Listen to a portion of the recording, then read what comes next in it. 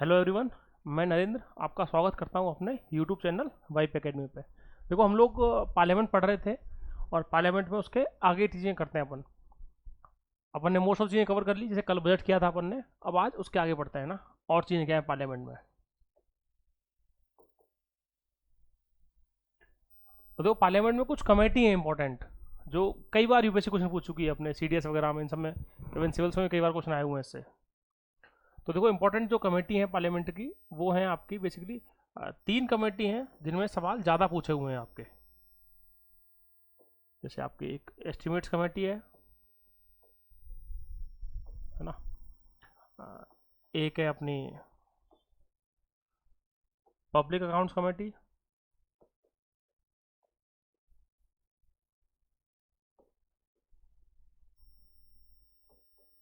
और एक है आपकी कमेटी ऑन पब्लिक अंडरटेकिंग।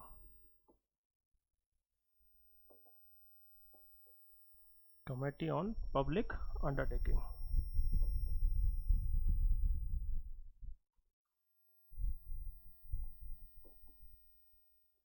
ठीक है। अब इन तीनों को अपन डिटेल में करेंगे पूरी ना, क्योंकि इनके क्वेश्चंस बनते हैं बेसिकली, ठीक है sir. Estimates committee, public accounts committee और कमेटी ऑन पब्लिक अंडरटेकिंग। अब देखो, हेडिंग डालते हैं, पहली कमेटी है ना एस्टिमेट्स कमेटी। इसके बारे में पढ़ते हैं मेन मेन चीज़ें क्या क्या है ना।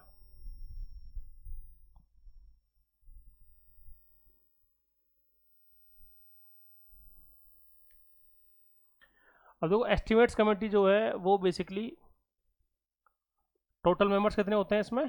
30 मेंबर्स है ना, टोटल 30 है। 30 के 30 जो हैं आपके, वो किससे होते हैं? लोकसभा से।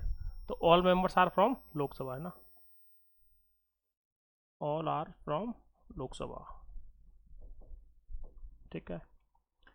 ये इसका पहला पॉइंट। दूसरा पॉइंट, तीसरा पॉइंट सर, कोई भी मिनिस्टर, यानी एस्टिमेट्स कमेटी जो होती है उसके अंदर कोई भी मंत्री आपका मेंबर नहीं हो सकता। तो no minister can become member of this committee. No minister है ना, मिनिस्टर नहीं होता, no minister can become no minister in this committee. अगर ऐसा हो भी जाता है, मान लो किसी को मेंबर को अपॉइंट किया और वो बाद में मंत्री बन गया, मान लो इसको बना दिया और उसके 1 महीने बाद उसको मंत्री बना दिया गया, तो उसकी मेंबरशिप यहाँ से खत्म हो जाएगी कमेटी से सर, ठीक है। इसका जो चेयरमैन होगा, चेयरपर्सन जो होगा इसका, जो हेड होगा इसका, वो कौन होगा सर? इस कमेटी का जो हेड होगा आपका, वो होता है हमेशा रूलिंग पार्टी से, ये याद रखना sir, is always from ruling party. Chairman और head is always from ruling party. यानी जैसे अभी रूलिंग पार्टी आपकी बीजेपी है, तो बीजेपी से हेड होगा इसके अंदर। एस्टिमेट्स कमेटी को बीजेपी का आदमी हेड कर रहा होगा हमेशा। टोटल 30 मेंबर्स होते हैं। 30 के 30 कहाँ से हैं आपके? लोकसभा से हैं।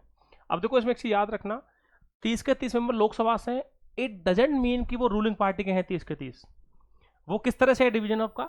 जिस तरह से, जिस प्रोपोर्शन में टोटल मेंबरशिप जो है लोकसभा की, उसके रेशियो में जो पार्टी को वोट्स मिले हैं, जिस जिस पार्टी को, यानी 543 में से, एग्जाम्पल सर, बीजेपी के पास 300 प्लस हैं, 303 के आसपास हैं अभी, कांग्रेस के पास 50-60 के आसपास हैं कुछ, जो जो जिस किसी के पास है, तो उस परसेंटेज में जो है, यानी अराउंड 60-62% के आसपास तो बीजेपी के पास, तो टोटल का 62% बीजेपी को मिल जाएगा। कांग्रेस के पास ऑलमोस्ट 10-11% है, तो टोटल का 10-11% कांग्रेस को मिल जाएगा। इस तरह से इसके अंदर पार्टिसिपेशन होता है मेंबर्स का। यानी 30 के 30 मेंबर जिस जिस रेशियो में उस पार्टी के लोग चुन के आए हैं लोकसभा के अंदर, उस रेशियो में उन्हें मेंबरशिप मिलती है। जिसके कम होंगे उसे नहीं मिलेगी, लेकिन जिसके 10-15-20 मेंबर होंगे उसे एक नेक्स्ट सीट मिली जाएगी सर, है ना। ठीक है सर, समझ में आई ये कहानी। अब देखो, आते ही इसकी मेन फंक्शन क्या है एस्टिमेट्स कमेटी का। तो एस्टिमेट्स कमेटी काम कर रही है ना बेसिकली, वो काम कर रही है किस चीज़ का? हमने कल पढ़ा था जब हम बजट पढ़ रहे थे उसके अंदर, कि जो रेवेन्यू के एस्टिमेट्स होते हैं आपके, बजटरी एस्टिमेट्स होते हैं, उन सब एस्टिमेट्स को तैयार करना, यानी कि बजट के अंदर हेल्प करना बेसिकली। सबसे बड़ा काम ये रहता है इसका, मेन काम जो होता है बजट में, जो जब बजट बनाया जाता है हमेशा, जो आपकी फाइनेंस मिनिस्ट्री बना रही है उसको, तो उसमें एस्टिमेट्स कमेटी की बहुत हेल्प ली जाती है, ठीक है सर। मेन काम इसका एस्टिमेट्स तैयार करना, जो भी सरकार के एस्टिमेट्स लगाए गए। एस्टिमेट्स मतलब एक आकलन जो होता है कि इतना इतना पैसा इस चीज़ में जाएगा, वो सारी बातें। टेन्योर कितना है इस कमेटी का सर? तो टेन्योर की बात करें अपन, तो टेन्योर होता है 1 साल का। Tenure 1 year. ये कुछ इंपॉर्टेंट 4-5 बातें सर एस्टिमेट्स कमेटी की। सारी बातें समझ में आई अपने को है ना बेसिक लेवल पे। आते हैं सर नेक्स्ट चीज़ पे। अब देखो नेक्स्ट जो अपने कमेटी है दूसरी वाली, वो अपन लिख लेते हैं sir public accounts committee.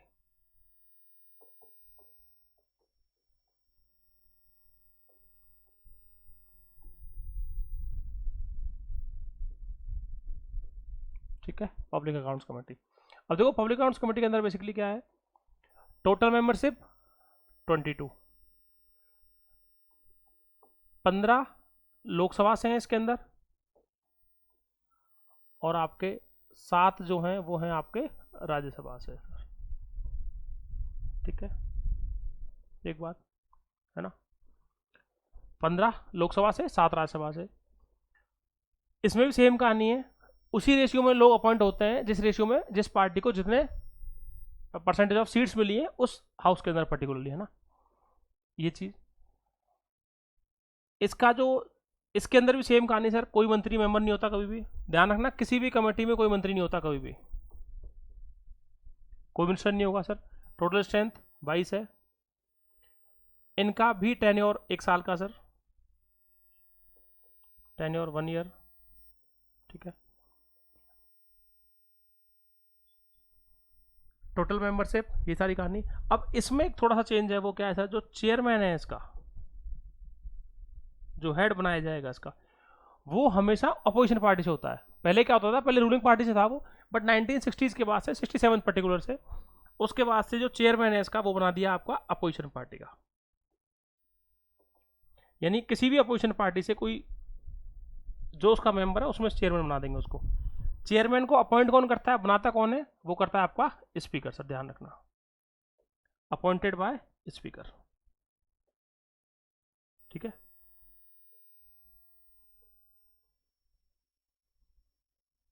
Speaker appoints the head. ठीक है, हेड को ही वहां पे स्पीकर, वहां पे भी स्पीकर ही करता, ध्यान रखना सर। इसमें जो हेड था, इस हेड को भी, एस्टिमेट्स कमेटी के हेड को यहाँ भी स्पीकर ही कर रहा था। बेसिकली स्पीकर साहब ही कर रहे होते हैं हर जगह हेड को, ये ध्यान रखना। तो यहाँ भी स्पीकर था और यहाँ भी स्पीकर है ना, दोनों में। ठीक है सर, तो पब्लिक अकाउंट्स कमेटी, अच्छा इसका वर्क, मेन काम जो है ना सर, वर्क क्या है इसका, तो इंपॉर्टेंट जो वर्क है सर इसका वो रहता है बेसिकली, जितने भी पब्लिक अकाउंट्स होते हैं अपने, पब्लिक अकाउंट्स का मतलब हुआ जहां जहां पर सरकार का पैसा जा रहा है, जहां जहां पर भारत सरकार का पैसा जा रहा है, उन सब अकाउंट्स की जांच करना, उन्हें वेरीफाई करना।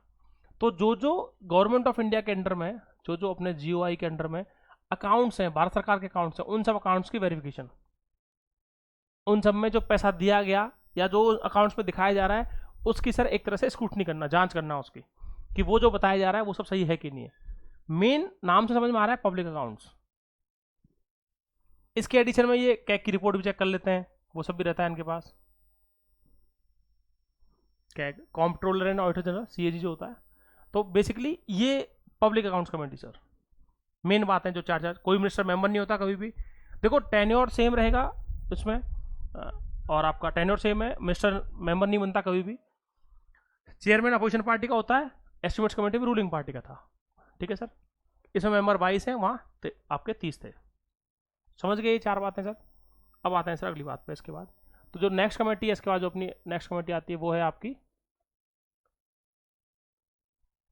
कमेटी ऑन पब्लिक अंडरटेकिंग, है ना।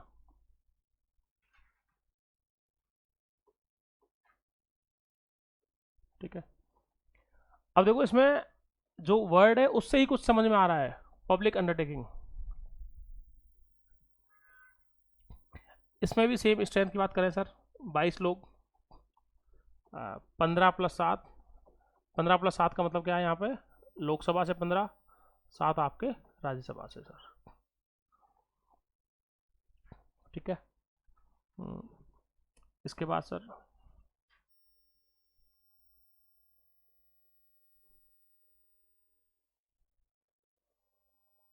ठीक है,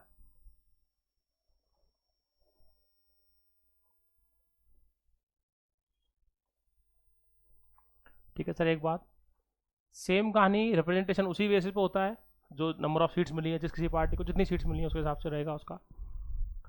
नेक्स्ट चीज, इसमें जो चेयरमैन होगा वो आपका चेयरमैन जो रहेगा इसके अंदर, उसको अपॉइंट कौन करता है? सेम कहानी सर, स्पीकर करते हैं चेयरमैन जो है आपका, और वो रूलिंग पार्टी का होता है हमेशा। देखो एक को ही दिया गया है 3 में से, 2 रूलिंग पार्टी ने खुद के पास रखे हैं ना, ठीक है। Tenure once again sir 1 year.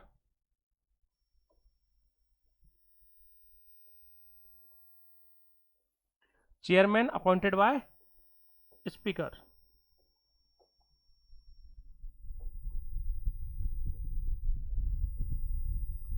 Chairman को अपॉइंट, जो चेयरमैन है आपका, इसको अपॉइंट कौन कर रहा है? स्पीकर कर रहा है ना, ध्यान रखना सर। अब आती है इसका प्राइमरी फंक्शन क्या है, मेन फंक्शन सर इसका। इसमें भी सेम कहानी सर, कोई मंत्री मेंबर नहीं हो सकता। No minister can become member of this committee.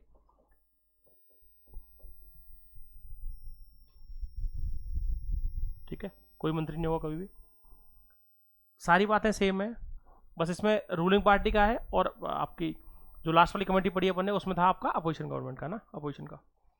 अब इसका मेन काम क्या है? तो इसका मेन काम देखो, पीएसयू जो होती हैं आपकी, एक वर्ड सुना होगा सर अपन ने, पीएसयू, पब्लिक सेक्टर अंडरटेकिंग।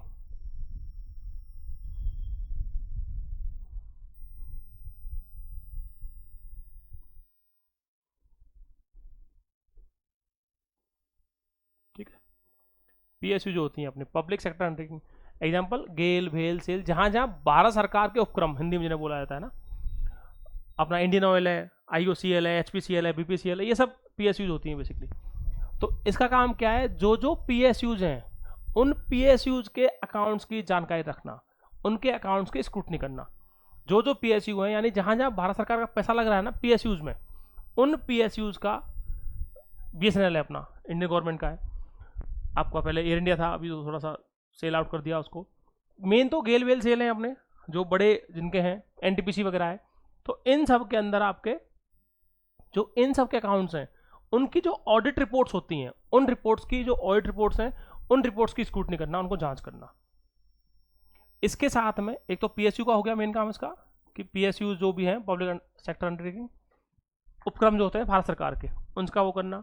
दूसरा सर, जो कैग रिपोर्ट देते हैं, क्योंकि कैग इनकी रिपोर्ट भी देते हैं, ध्यान रखना, तो जो कैग ने इनकी रिपोर्ट दी है उस रिपोर्ट की जांच करना, डायरेक्टली जांच नहीं कर रहे उसकी, कैग की रिपोर्ट की जांच कर रहे हैं सर। ठीक है, तो ये इसका मेन काम है।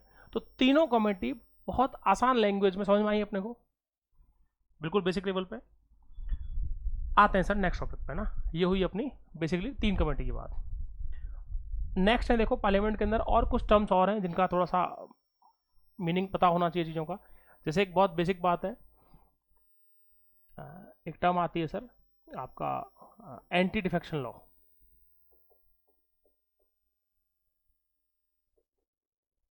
है ना, एंटी डिफेक्शन लॉ, दल बदल कानून, मतलब दल बदल कानून, एंटी डिफेक्शन लॉ। ये जो लाया गया आपका, ये बेसिकली 1985 के अंदर 10th शेड्यूल ऐड किया गया, नया एक शेड्यूल ऐड किया 10th नंबर का, 10वें नंबर का, और उसमें भी अमेंडमेंट किया गया था। कौन सा अमेंडमेंट था आपका? Basically 52nd constitutional amendment act, है ना, और ये कब किया गया आपका? 1985 में। ठीक है सर, 10th शेड्यूल नया ऐड किया गया, added 10th schedule through 52nd constitutional amendment act, यानी संविधान में जो चेंज किया गया, 52वां जो चेंज था 52nd 1985 में किया गया राजीव गांधी गवर्नमेंट के द्वारा, जब राजीव गांधी पीएम हुआ करते थे। तो उससे अपने इस लॉ को लेके आए। अब देखो इस लॉ में है क्या बेसिकली, कई बार तो यूपीएससी ने ये सब क्वेश्चन नहीं पूछे हुए हैं, ये वाला क्वेश्चन नहीं पूछा हुआ है कई बार, एक ये पूछा हुआ है, 2 बेसिक क्वेश्चन थे बिल्कुल सिंपल। देखो यूपीएससी 20% पेपर बहुत सिंपल भी देती है, तो अपने वो सिंपल भी पता रहना चाहिए ना। अब इसमें देखो है क्या बेसिकली, एंटी डिफेक्शन लॉ के अंदर देखो इसकी जरूरत क्यों पड़ी, हुआ क्या, दल बदल कानून, एक काफ़ी फेमस फ्रेज अगर आपने सुनी हो, पॉलिटिकल उसमें काफ़ी आती है, सटायर वगैरह में लोग यूज करते हैं, आया राम गया राम। हुआ क्या था, हरियाणा से लेके पंजाब, राजस्थान, कई राज्यों में, यूपी वगैरह में ऐसा होने लगा कि लोग लगातार पार्टियां चेंज कर रहे थे। मतलब एमएलए जो थे वो लगातार आज इस पार्टी में, 10 दिन बाद उसमें हो गए, 1 महीने बाद उसमें है, वो सब चीज़ें। जैसे ये आजकल काफ़ी फेमस हो गया नीतीश कुमार के लिए, कि नीतीश कुमार जब भी बिहार में कुछ ऊपर नीचे होता है, नीतीश कुमार पाला पलट लेते हैं। कल तक उसकी बुराई कर रहे थे, आज उसके साथ आ जाते हैं। ये लगातार चल रहा है उनका। तो ये लेकिन उन पर लागू नहीं होता, क्योंकि वो पूरी, उन्हें सिर्फ अपने आप में मुख्यमंत्री रहना होता है, पार्टी कोई भी हो उन्हें फर्क नहीं पड़ता। तो ये उस चीज को चेंज करने के लिए कि लोग पार्टी चेंज ना करें, बार बार अपनी पार्टी चेंज ना करें, उसके लिए एक कानून बनाया गया है ना। तो इसमें देखो प्रोविजन क्या दे रखे हैं, बिल्कुल सिंपल लैंग्वेज समझाता हूं, बिल्कुल आसान लैंग्वेज में। आप जिस किसी भी पार्टी का टिकट पे चुनाव लड़के आए हो, आप जब तक जिस हाउस के मेंबर हो, अपन बात कर ले, मान लो एग्जांपल लोकसभा की बात कर ले अपन, तो लोकसभा के अंदर जिस किसी भी हाउस में जिस टिकट पे आप जीत के आए हो, जो भी पार्टी का टिकट था आपके पास, XYZ जो भी टिकट था, उस पार्टी के टिकट के ही मेंबर, उस पार्टी के ही मेंबर रहोगे आप जब तक इस लोकसभा की टर्म पूरी नहीं होती ये वाली। अगर आप अपनी पार्टी छोड़ के जाते हो तो आपको एंटी डिफेक्शन के थ्रू डिस्क्वालीफाई कर सकते हैं, ये पावर है। अगर किसी आदमी ने, एग्जांपल लें सर, आज की डेट में से कोई कांग्रेस का आदमी है, वो कांग्रेस का चला गया बीजेपी में, ज्यादातर यही हो रहा है वैसे आजकल ना। अगर कोई कांग्रेस का पर्सन है और वो बीजेपी में चला जाता है, लोकसभा का MP है और वो चला गया सर बीजेपी के अंदर, जब लोकसभा चल रही है सेशन में, अभी तो क्या चुनाव हो गए, चुनाव वो चल रहे हैं, तो अभी कंडीशन अलग है, अभी नहीं, मैं बात कर रहा हूँ इन जनरल, जब चीजें चल रही हैं, काम कर रही हैं, तो उस एक्स पर्सन को डिस्क्वालीफाई कर सकते हैं। ये पावर किसके पास है डिस्क्वालीफाई करने की सर? स्पीकर के पास। ये एक सवाल पूछा हुआ है, बहुत सिंपल सवाल था कि who among the following has the power to disqualify the members under the provisions of anti defection law. Answer था सर स्पीकर। ठीक है, फिर अपन कहते हैं कि वो सर अपन, लेकिन सर हमने तो सुना है कि कांग्रेस वाले बीजेपी में चले गए या बीजेपी वाले कांग्रेस में आ गए, जो भी चल रहा है, ये पार्टी छोटी पार्टी वाले उसमें चले गए। सर जैसे ही वो ये काम करते हैं तो उनकी सीट खाली होती है वहां से, उन्हें वो सीट छोड़नी पड़ती है, डिस्क्वालीफाई होते हैं उसके बाद। तो इसका कंक्लूजन क्या निकला, आप जिस किसी उसके सिंबल पर जीत के आए हो, आपको वही सिंबल रखना है। इसमें एक चीज ये भी याद रखना, इवन इंडिपेंडेंट क्यों ना हो कोई, अगर आप इंडिपेंडेंट हो, अगर कोई इंडिपेंडेंट है, से देखा होगा ना, जो लोग किसी पार्टी से नहीं होते, निर्दलीय जो होते हैं, अगर निर्दलीय भी हो तो निर्दलीय भी अगर आप ऐसा करते हो तो भी आप डिस्क्वालीफाई हो जाओगे, ये भी याद रखना। निर्दलीय भी किसी पार्टी को ज्वाइन नहीं कर सकता है, अगर वो ऐसा करता है तो वो भी डिस्क्वालीफाई हो जाएगा, क्योंकि निर्दलीय के पास भी सिंबल था जब वो लड़ा है। कुछ ना कुछ सिंबल होता है सबके पास, हमेशा होता है, बड़ी पार्टियों के सिंबल अपने फिक्स हैं, निर्दलीय को हर बार नया सिंबल मिलता है। पूरी बात का कंक्लूजन, जिस किसी सिंबल पे आप चुनाव लड़के आए हो, आपका जो भी सिंबल था, आपको उसी सिंबल पे रहना है, आप सिंबल चेंज नहीं करोगे। अगर आप ऐसा करते हो तो आपको डिस्क्वालीफाई कर सकते हैं, कौन? स्पीकर साहब कर सकते हैं सर। ठीक है, एक बात। अब देखो इसके एक्सेप्शन है, एक एक्सेप्शन है इसका बहुत बड़ा इंपॉर्टेंट जो है, वो क्या है एक्सेप्शन इसका, कि अगर पार्टी मर्ज हो जाए तो डिस्क्वालीफाई नहीं होंगे। यानी इसमें इन्होंने क्लॉज दिया है कि अगर मर्जर ऑफ पार्टी हो जाए तो वो वैलिड है, तो डिस्क्वालीफाई नहीं होंगे। अब इसका मतलब क्या हुआ, और ये विद एग्जांपल समझाऊंगा, देखना अभी रिसेंट में जो हुआ है अभी 2 साल पहले। मान लीजिए किसी विधानसभा में 100 लोगों की या 500 की, 100 लोगों की मेंबरशिप है, मान लें सर कोई विधानसभा है, उसमें 100 लोगों की मेंबरशिप है, 100 टोटल स्ट्रेंथ है, 100 में से किसी पार्टी के पास मान लेते हैं सर 30 MP हैं, MLA हैं, सॉरी, किसी पार्टी के पास 30 MLA हैं, टोटल 100 है, उसमें से 30 MLA हैं, और एक के पास मान लो 70 है, दूसरे 70 वाली सरकार बन गई उसकी।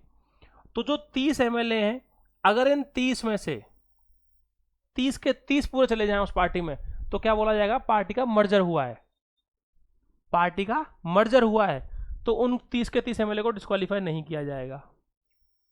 30 में से 29 चले जाएं, 25 चले जाएं, 26 चले जाएं, तो भी नहीं होगा। और उसमें कंडीशन क्या है इन्होंने, वो है टोटल पार्टी के मेंबर्स का 2/3, 2/3, 2/3 और उससे ज्यादा, 2/3 या उससे ज्यादा। अगर 2/3 या उससे ज्यादा अगर लोग जाते हैं तो फिर वो डिस्क्वालीफाई नहीं होंगे सर, ये समझना होगा आपने को। टोटल मेंबरशिप का 2/3 या उससे ज्यादा अगर एक साथ किसी पार्टी में मिल जाते हैं, यानी यहां पर कंडीशन क्या, 30 थे, तो 30 में से 20 या उससे ज्यादा सर, 20 या उससे ज्यादा अगर जाके मिल रहे हैं उसमें, उस पार्टी में 30 में से अगर 20 या उससे ज्यादा जाके मिल रहे हैं तो वो डिस्क्वालीफाई नहीं होंगे। फिर उसे क्या बोला जाता है कि भैया पार्टी मर्ज हुई है, इसमें विलय हुआ है पार्टी का, मर्जर ऑफ पार्टी बोला जाएगा उसे, यानी ये पार्टी मर्ज हो गई इसमें, और वो गलत नहीं है उनका। ठीक है सर, समझ में आई अपने को कहानी। देखो ऐसा रिसेंटली 2 बार हुआ है। रिसेंट में राजस्थान में हुआ था अभी 2 साल 3 साल पहले, 2020 के अंदर जब थोड़ा सा क्राइसिस हुआ था राजस्थान गवर्नमेंट में, तो उस टाइम राजस्थान गवर्नमेंट के अंदर बसपा पार्टी के बेसिकली 6 एमएलए हुआ करते थे, तो वो 6 के 6 एमएलए आके कांग्रेस से मिल गए। वो 6 के 6 जो थे बसपा वाले वो कांग्रेस से मिल गए आके। तो पार्टी ने क्या बोला कि सर 6 के 6 जो टोटल पार्टी थी, पूरी यूनिट थी 200 में 6 थे, वो 6 के 6 आके मिल गए यहाँ पे पूरे, तो कोई दिक्कत नहीं है, वैलिड है, वो डिस्क्वालीफाई नहीं हुए वो, और वो मेंबर रह गए सर। हाँ अगर ऐसा होता 6 में से 2 ही आते या 1 आता, 3 आते, तो नहीं होता वो, तो फिर डिस्क्वालीफाई हो जाते वो। तो समझ में आया अपने को भी? ठीक है सर, तो वो मेंबर्स रहते हैं। यही सेम कहानी महाराष्ट्र में हुई अभी 1 डेढ़ साल 2 साल पहले 2022 के अंदर, अगर आपने देखा हो महाराष्ट्र के अंदर भी सेम कहानी। उद्धव ठाकरे जो पार्टी थी शिवसेना, वो शिवसेना 2 टुकड़ों में टूट गई, मेंबर्स डिस्क्वालीफाई किसी के भी नहीं हुए, क्योंकि जो मेंबर जाके सरकार बनाई बीजेपी के साथ मिलकर सरकार बनाई, वो 2/3 से ज्यादा थे, इसलिए कोई दिक्कत नहीं उन्हें कैसी भी। ये है सर सिंपल सी कहानी। तो अगर 2/3 से ज्यादा जाएंगे तो डिस्क्वालीफाई नहीं होंगे, लेकिन अगर 2/3 से कम है तो डिस्क्वालीफाई हो जाते हैं। अब देखो डिस्क्वालीफाई होने की कंडीशन बता देता हूँ, रिसेंट में, वो भी रिसेंट में हुआ, वो भी सेम अभी हुआ है सर 2019 के 20 के अंदर ही। 2020 में मध्य प्रदेश के अंदर कांग्रेस सरकार थी, कांग्रेस सरकार के जो सिंधिया साहब थे आपके, ज्योतिरादित्य सिंधिया साहब अपने साथ में 22-23 लोगों को साथ ले गए अपने। अब कांग्रेस के वहां लोग 100 से ऊपर थे, तो 22-23 जो है वो हार्डली 15-20% है उसका, 100 से कुछ ऊपर सीटें थे, 125-30 जो भी थी उनकी। सर 22 को लेके गए तो वो 2/3 नहीं है वो, तो उन 22 के 22 को डिस्क्वालीफाई किया गया है, दोबारा चुनाव हुए उन 22 सीटों पर। ये खेल है और ये प्रैक्टिकली हो रहा है। तो ये आई थिंक ये सबसे ज्यादा प्रैक्टिकल समझ में आया होगा आपको, जो रिसेंट में इंसिडेंट जो हुए उनके हिसाब से। तो एंटी डिफेक्शन लॉ पूरी तरह समझ में आया अपने को कि इसमें क्या कंडीशन है और एक्सेप्शन क्या है इसका, 2/3 वाली बात। ठीक है सर, आगे आता है नेक्स्ट चीज पे ना। नेक्स्ट लिखो सर ऑफिस ऑफ प्रॉफिट ना, एक टर्म होती है ऑफिस ऑफ प्रॉफिट, ये भी काफी न्यूज में रहती है सर, है ना। ऑफिस ऑफ प्रॉफिट बेसिकली आपके, अगर मैं पार्लियामेंट की बात करूं तो पार्लियामेंट में दे रखा है 102 के अंदर, 102 का जो 1 है उसमें आर्टिकल 102 उसमें दे रखा है, ये पार्लियामेंट के लिए दे रखा है ना।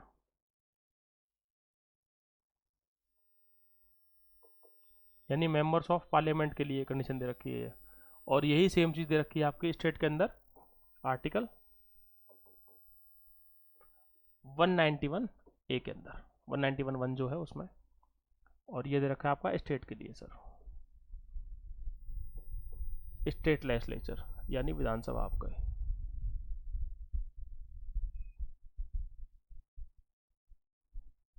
ठीक है सर, ये हुई एक बात है ना।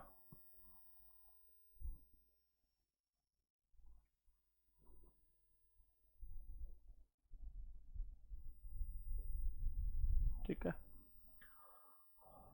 अब समझते हैं उसका मतलब क्या है।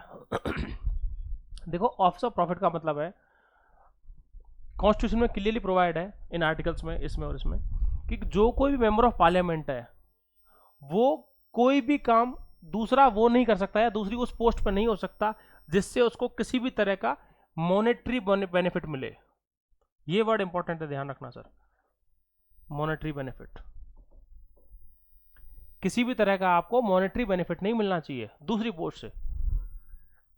आप सांसद हो, सांसद होने के साथ में आप ऐसा नहीं है कि आपने एमएलए चुनाव भी लड़ लिया और वहां भी आप लगातार 5 साल यहाँ रहे 5 साल वहां भी रहे, एक साथ दो सैलरी उठा रहे हैं अपन, या आपको किसी भी दूसरे बोर्ड का अध्यक्ष बना दिया या कोई भी आपको दूसरा काम दे दिया जिससे कि आपके पास किसी भी तरह का मॉनेटरी बेनिफिट आता हो, पैसे का आपके पास बेनिफिट हो रहा हो, तो कोई भी पर्सन, चाहे वो मेंबर ऑफ पार्लियामेंट हो चाहे मेंबर ऑफ स्टेट लेजिस्लेचर हो, एमपी हो या एमएलए हो, दोनों के लिए आर्टिकल्स हैं। अगर किसी भी तरह का वो मॉनेटरी बेनिफिट उठा रहे हैं, उस एक पोस्ट के अलावा दूसरी पोस्ट से भी पैसा ले रहे हैं, तो वो उन्हें डिस्क्वालीफाई कर सकते हैं। अगर वो ऐसा कर रहे हैं तो वो डिस्क्वालीफाई हो सकते हैं सर, डिस्क्वालीफाई कर सकते हैं उन्हें, ये इंपॉर्टेंट बात है। डिस्क्वालीफाई कौन करता है ऑफिस ऑफ प्रॉफिट में? तो वो करते हैं सर आपके प्रेसिडेंट साहब, ध्यान रखना। यानी मेंबर ऑफ पार्लियामेंट केस में प्रेसिडेंट है और वहां आपके केस में गवर्नर आ जाएंगे ना। अगर कोई मेंबर ऑफ पार्लियामेंट जो है ऑफिस ऑफ प्रॉफिट का कोई भी उसमें पाई जाती है कि वो ऑफिस ऑफ प्रॉफिट का गलत उस पर चार्जेस लग रहे हैं उसके, और वो प्रूव होते हैं कि हाँ भाई उन्होंने इस चीज़ को अवॉइड किया है, इसका उल्लंघन किया है, उन्होंने 2 ऑफिस रखे हैं उस चीज़ के और उनसे प्रॉफिट हो रहा है उनको, तो सर उन्हें डिस्क्वालीफाई कर सकते हैं प्रेसिडेंट अंडर आर्टिकल 102 फर्स्ट। ठीक है सर, एक बात, हालांकि इनकी डिस्क्रिशनरी पावर नहीं है, ध्यान रखना, ऐसा नहीं है मन किया उस दिन हटा दिया। सर ये इलेक्शन कमीशन से सजेशन लेते हैं पहले, इलेक्शन कमीशन से लेते हैं पहले सजेशन, रिकमेंडेशन होती है इलेक्शन कमीशन की, इलेक्शन कमीशन से कंसल्टेशन होती है, उसके बाद राष्ट्रपति हटाते हैं। लेकिन हटाने की पावर किसके पास है? राष्ट्रपति के पास। क्वेश्चन देखो ऐसे ही आते हैं कि member of parliament under the office of profit can be disqualified by, answer है president. Member of parliament can be disqualified under the provisions of anti defection law by, answer था स्पीकर। यही question आते हैं, इनको statement form में दे देते हैं वो। तो ऑफिस ऑफ प्रॉफिट समझ में आया अपने को? कोई भी आदमी अगर वो 102 आर्टिकल है आपका पार्लियामेंट के लिए और 191 जो है आपका वो स्टेट लेजिस्लेचर की, सेम कहानी जो सांसद के लिए होती है वो एमएलए के लिए यहाँ पे। ये है आपकी पूरी बात ऑफिस ऑफ प्रॉफिट की। ठीक है सर, तो एक लेवल पे क्लियर हुई अपने को ऑफिस ऑफ प्रॉफिट वाली पूरी कहानी कि चीज़ें कैसे काम कर रही है, क्या हो रहा है, वो सब सारी बातें। ठीक है सर, अब आते हैं नेक्स्ट चीज़ पे सर, है ना। इसके बाद जो नेक्स्ट चीज़ है, अब देखो इसमें अपन ने मेंबर्स की क्वालिफिकेशन तो पढ़ ली थी कि मेंबर बनने के लिए क्या क्या चीज़ चाहिए होती है, और अपन मेंबर की डिस्क्वालिफिकेशन पढ़ेंगे इसके बाद ना, कि डिस्क्वालीफाई कैसे कैसे हो सकता है मेंबर ना।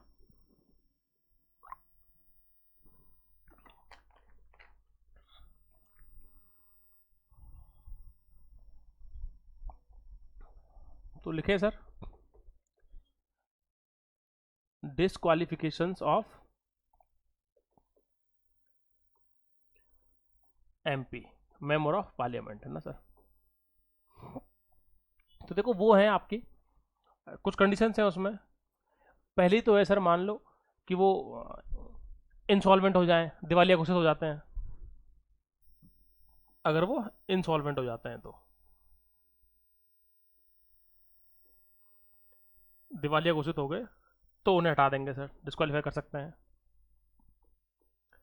अगर उन्हें किसी भी तरह से अनसाउंड माइंड का डिक्लेयर कर दिया गया है किसी भी कोर्ट के द्वारा, डॉक्टर ने नहीं, किसी कोर्ट ने अगर डिक्लेयर्ड एज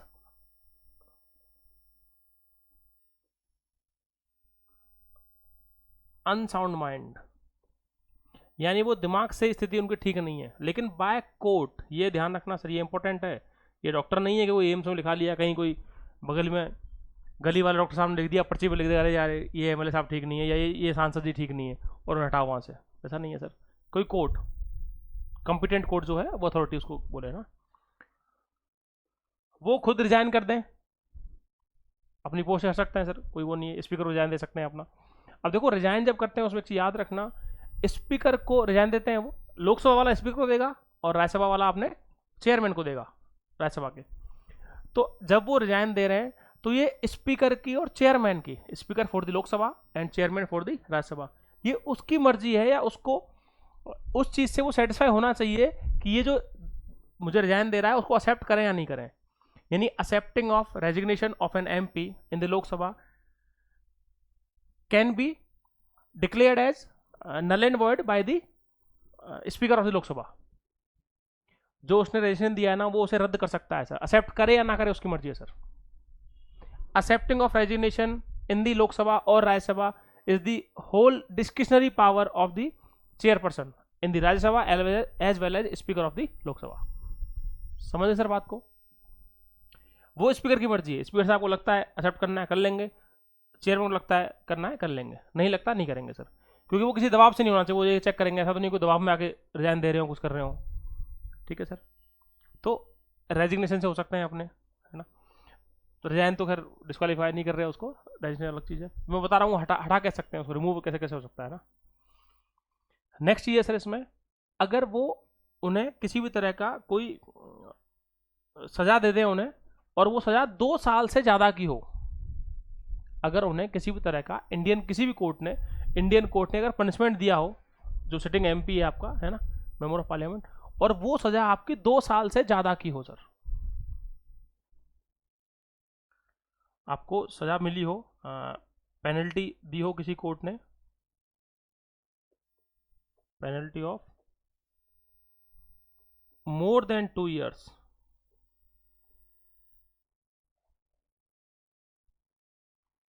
ठीक है।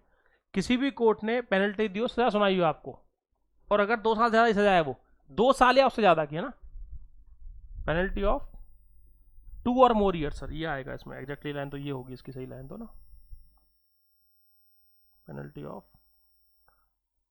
2 or more years, 2 साल या उससे ज्यादा की सजा सुनाई होगी किसी भी कोर्ट ने किसी भी कंडीशन में, तो आपकी रद्द कर सकते हैं। तो भी रद्द कौन करेगा? स्पीकर करेगा, आपकी लोकसभा में स्पीकर और राज्यसभा में आपका चेयरमैन।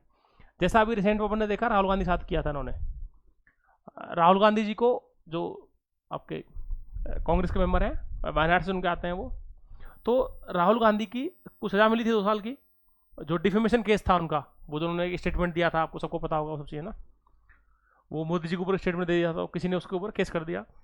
तो गुजरात की जो सूरत सेशंस कोर्ट थी, उसने उन्हें सजा दे दी 2 साल की। हालांकि वो डिसीजन बाद में सुप्रीम कोर्ट में चेंज करना पड़ा, लेकिन जैसे उनको सजा मिली, अगले ही दिन आपके लोकसभा के स्पीकर साहब ने ऑर्डर जारी कर दिया, लोकसभा की सेक्रेटरी सचिवालय जो होता है उससे ऑर्डर आया कि लोकसभा की मेंबरशिप राहुल गांधी की रद्द की जाती है। तो उनसे घर भी छीन लिया, सब कुछ कर लिया, तो ये सब कर सकते हैं। तो वो ये वाला केस है, ये वाली कंडीशन है, वो जो भी राहुल गांधी के संग किया गया था वो ये वाला है, ठीक है सर। देखो प्रैक्टिकली तभी तो मजा आता है पढ़ने में, कि चीजें आपको समझ में आ रही है कि काम कैसे कर रही हैं। पिछले वाले में पूरा समझाया था, एंटी डिफेक्शन में भी, आपके ऑफिस ऑफ प्रॉफिट में पूरा समझाया, और ये वाली चीज आपकी, ठीक है सर। फोर्थ कंडीशन जो हो सकती है वो है, अगर मान लो कोई भी एमपी है, वो मोर देन 60 डेज के लिए, अगर कोई भी एमपी आपका मोर देन 60 डेज के लिए एब्सेंट रहता है, लगातार 60 दिन या उससे ज्यादा के लिए एब्सेंट है वो, बिना बताए, when a member of parliament remains absent for more than 60 days without permission from the authority, whether it is speaker or आपका चेयरमैन, तो अगर 60 दिन से ज़्यादा वो रह रहा है तो सर उसको डिस्क्वालीफाई कर सकते हैं, उसको हटा सकते हैं कि भैया आप अपना घर जाएं सर, बैक पैक करें, लेकिन परमिशन के बिना सर, है ना, ठीक है।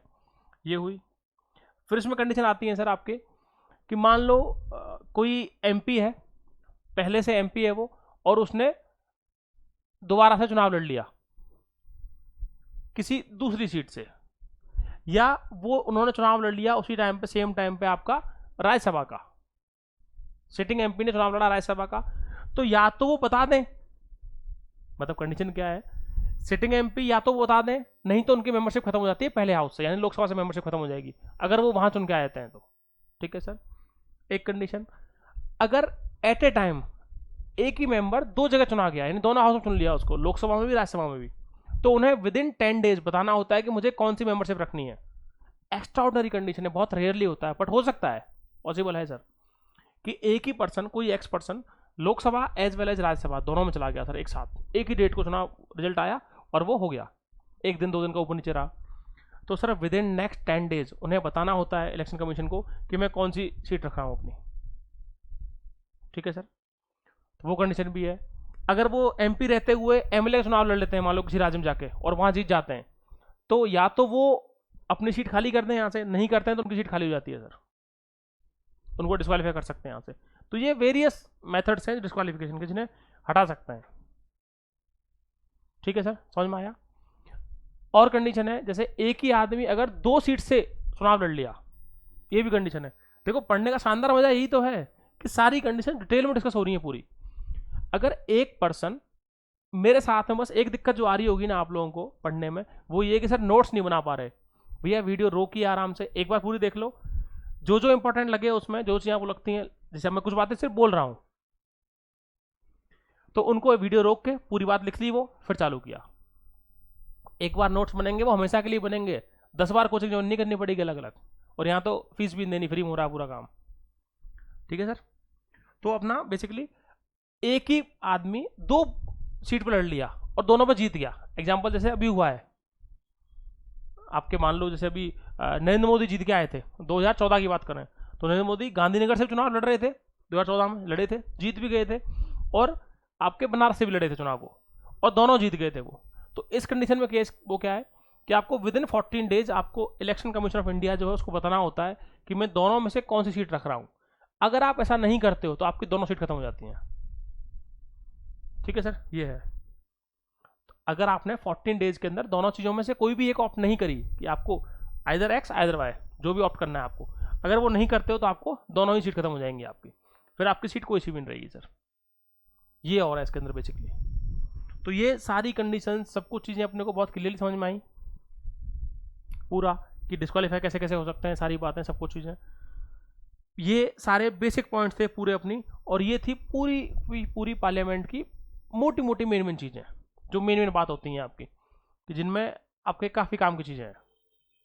ठीक है सर, फिर भी इसमें से अगर कुछ रह जाता है, आपको फिर भी कोई टॉपिक लगता है कि सर ये टॉपिक रह गया या ये चीज़ हमें और डिटेल में समझनी है, कुछ भी है सर, आप कमेंट करें, डेफिनेटली उस पर एक्शन लिया जाएगा और उस पर क्लास लेंगे आपके लिए।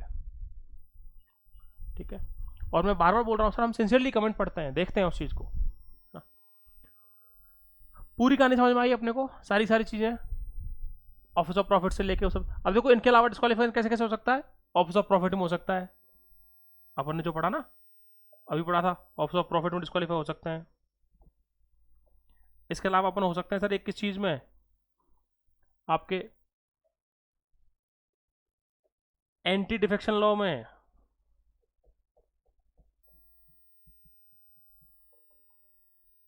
एंटी डिफेक्शन में, और डिस्क्वालीफाई हो सकते हैं जो अपन ने एक दिन पहले क्लास में पढ़ा था सर, अगर विप के ऑर्डर्स नहीं मानते हो तो, अगर आप विप के ऑर्डर्स नहीं मानते हो तो भी डिस्क्वालीफाई कर सकते हैं आपको, by not following the orders of the whip, तो भी डिस्क्वालीफाई हो जाते हैं अपन। ये है पूरी कहानी डिस्क्वालिफिकेशन की, सारी बातें, सब कुछ चीज़ें। ठीक है सर, जहां जहां जो कोई चीज़ समझ नहीं आए, एक बार वीडियो को रोक के दोबारा देखिए, उस चीज़ को समझ में आएगी। इन केस नहीं आती है, आप डेफिनेटली कमेंट करें, बताएं उस चीज़ को, और हम डेफिनेटली नेक्स्ट टाइम उसको दोबारा बताएंगे, उस चीज़ को एक्सप्लेन करेंगे, कोई इशू नहीं है सर, कैसा भी है ना। अपन ये मान के चलते हैं, मैं ये मानता हूँ पर्सनली, कि अपन ऑफलाइन कोचिंग की तरह ही पढ़ा रहे हैं और ऑफलाइन कोचिंग ही पढ़ रहे हैं। जैसे ऑफलाइन में बच्चा हमसे पूछ सकता है आके सीधा कि सर ये चीज़ समझ नहीं आई, दोबारा बताओ सर ये चीज़, तो भैया दोबारा तुम भी बोल सकते हो वहाँ पे। ठीक है, आगे बढ़ते हैं सर। इसके बाद ये हुई अपनी पार्लियामेंट की पूरी बातें खत्म।